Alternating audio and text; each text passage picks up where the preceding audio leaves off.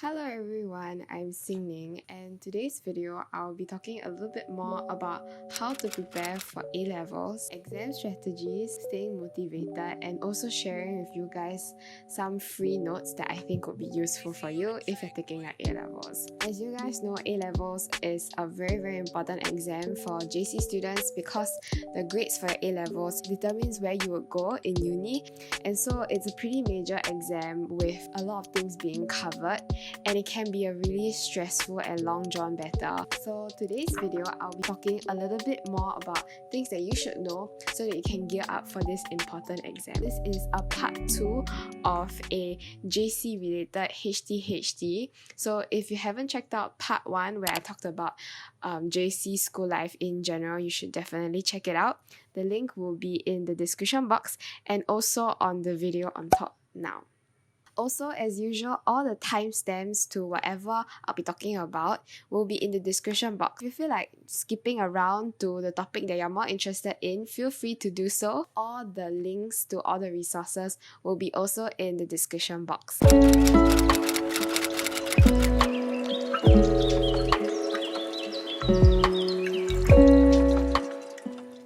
First up, what kind of study resources are important for preparing for your A-levels?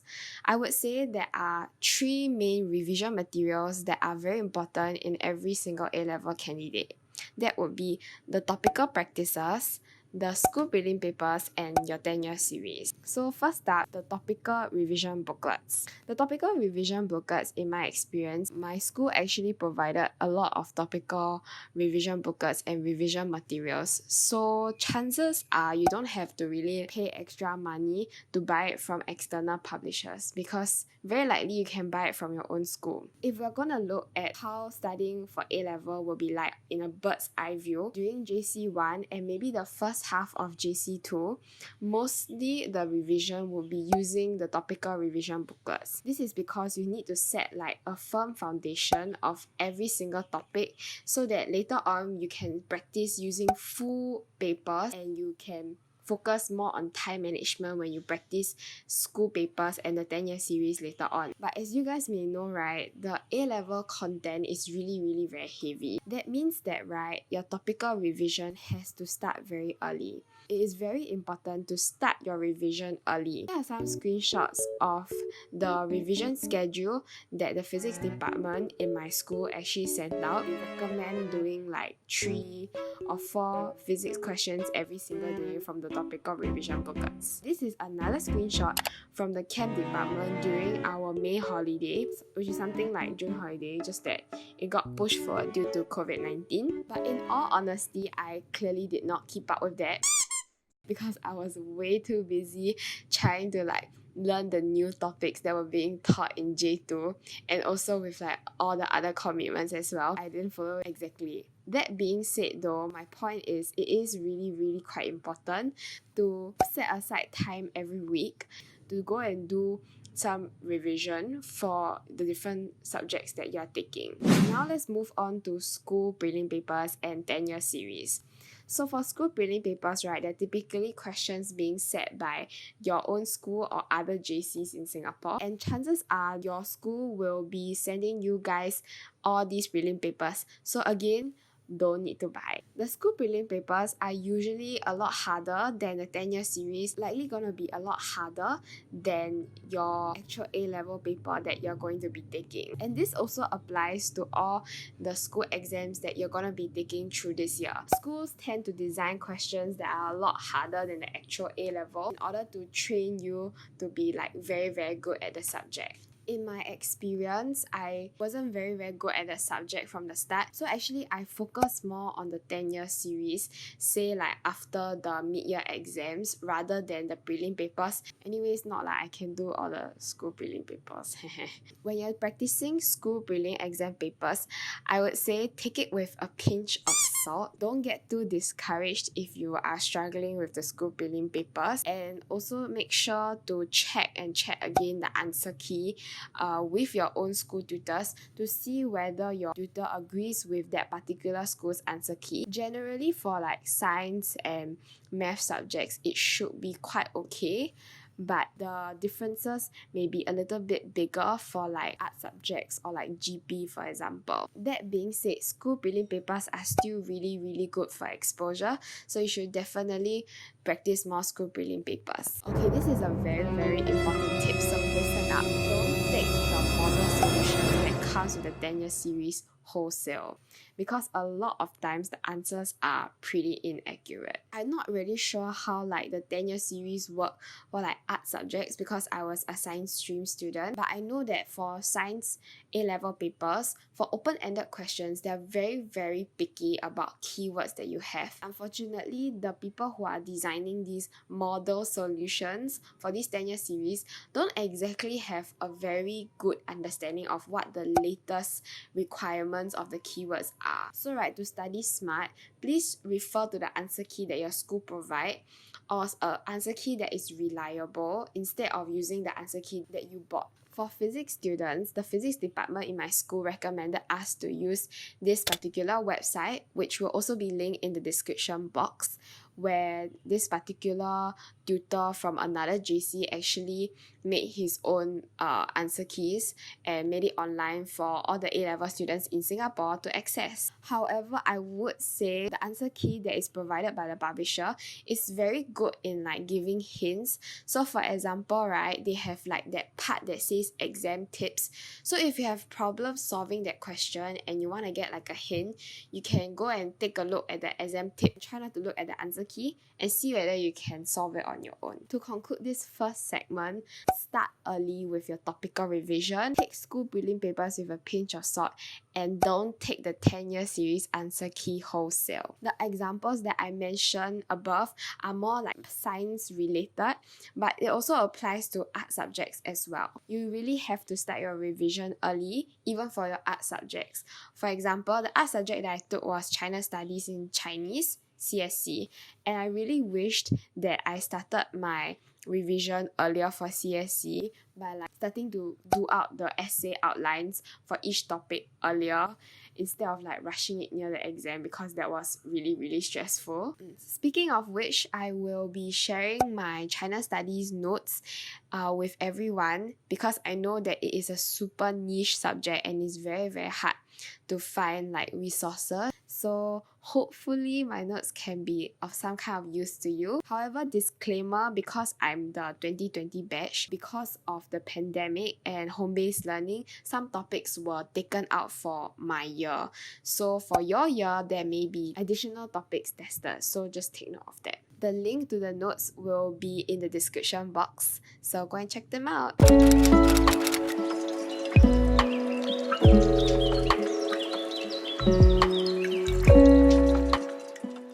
This second part of the video is going to be talking more about productivity. And unfortunately, because there's so much to study, you're gonna have to build endurance of studying longer hours. How do you do that? First thing I would recommend, schedule study sessions for yourself by looking at your weekly planner and see which day you can fit in some kind of study schedule. These study sessions are dedicated pockets of time for you to really bury yourself in your revision books for an hour or two and get things done. If you like, you can also use my study with me videos where I film 1 to 2 hour study sessions so that you have a study buddy to study with. The second tip for productivity is to put your distractions away. Put this phone away, put it on airplane mode, and just like cast it aside. And if you're using your computer, go and on some kind of like social media blocker. Personally, I like to use Kotoki, which is a software that blocks like social media websites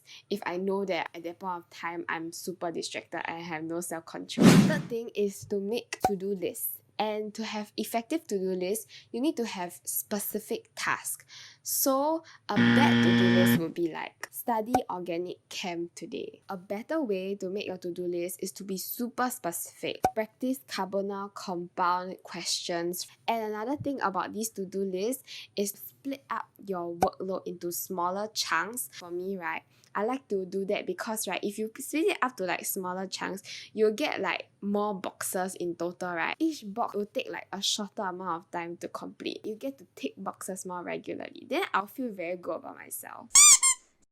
This fourth point is talking a little bit more about the study break that you're gonna get near to the exam. This study break can actually be a little bit difficult because it really requires you to be super disciplined and study on your own. So how do you stay motivated during your study break? During this study break, right, you have all your activities halted and literally your life is just like studying, and that can get super boring. The biggest game changer for this study break is to make studying interesting and also keep your spirits up during this study break. For myself, right, I find that studying with friends is very helpful. Another thing about studying with friends is that schedule time practice together. So for example, me and my friend will agree to do, say, RI math paper together, timed, and then after we finish doing, we will mark, and if we don't know anything, we can discuss. Depending on yourself, you may also like to listen to some music when you study. I have a friend who told me once that she will listen to like Kahoot music when she studies, and then according to her, right, when she listens to the Kahoot music, she'll get the adrenaline. That's something you can try if you like. Studying takes up a lot of brain juices, so please make sure you get enough rest. I'm not just talking about sleeping enough, I'm also talking about scheduling time to play. Having some play time and some time to unwind is also super important during your study break. For myself, during my study break, certain things I like to do is running, or I will edit a video, which is partly why I like kind of uploaded a little bit more frequently during the exam season, because that was how I de-stress. The fifth thing about study breaks is, I would say, the most important thing about study breaks, and that is to schedule consultations with your tutor. Chances are, nearing to your exams, you're gonna still have a lot of gaps in your knowledge, and there's gonna be a lot of things that you still aren't quite sure about.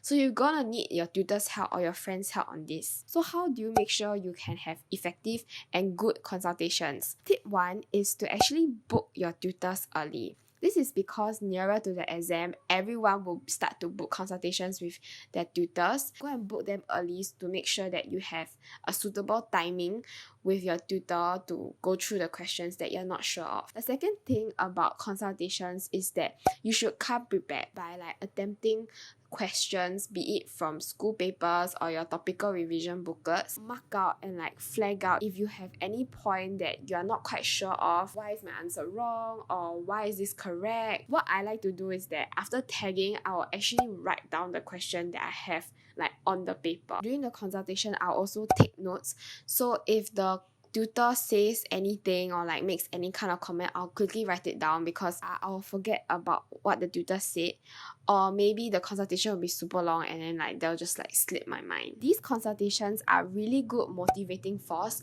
for you to make extra effort to go and do more practices for that subject nearer to the consultations.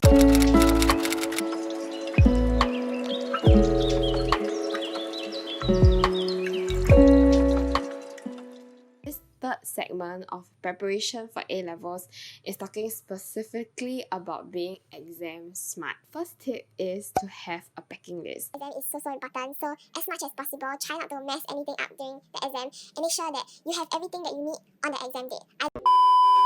Second is to make sure that you are in a good mood near the exam as much as possible. For myself, I will try to reduce the amount of revision that I do near the exam day, because I tend to get like super stressed if I do a lot of revision near the exam. While I'm practicing something, then I realize that I don't know how to do the question. Then I get very stressed. It just doesn't help me with like the amount of stress that I'm already feeling for the exam.